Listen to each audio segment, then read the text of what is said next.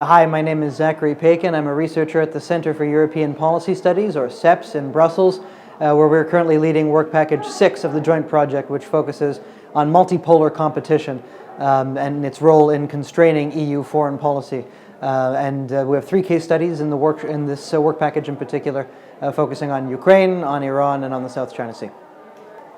Of the project as a whole, it's a number of things, obviously, but I think the most exciting aspect of it is to be able to compare different case studies that we're looking at on the topic specifically of multipolar competition, and to derive certain conclusions for what that might imply for the EU's role as an actor in the emerging international order. Because obviously, if the nature of the EU's interests and its ability to secure its interests in different theaters of the globe is somewhat different, then obviously there are some comparative conclusions to draw there. So I'm looking forward very much to seeing that research play out. In addition to, in the context of our leading Work Package 6, I specifically am working on, and in fact leading the deliverable on the South China Sea. My colleague Stephen Blockmans is playing a significant role as well in authoring the case study on Iran in collaboration with the project director, Ricardo Alcaro. And we're keeping an eye, of course, on the 3rd case study, even though we're not an officially designated partner on that deliverable in particular.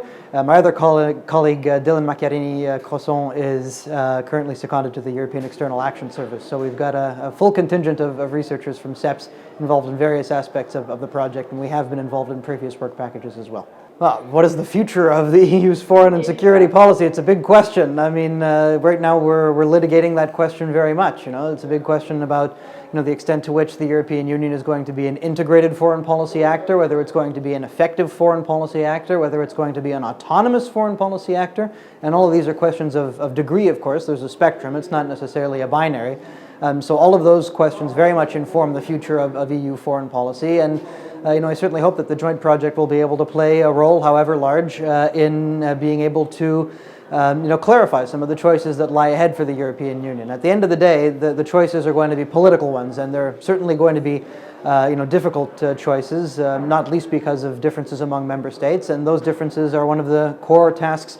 Evaluating those differences is one of the core tasks, indeed, of the JOINT project. And one of the constraining variables that the project looks into is internal contestation. So when it comes to making these decisions about what kind of actor the European Union wants to be, that's something that certainly the JOINT project will have a lot to say about. So I'm certainly confident that the project will play a significant role in being able to inform policymakers over the years ahead.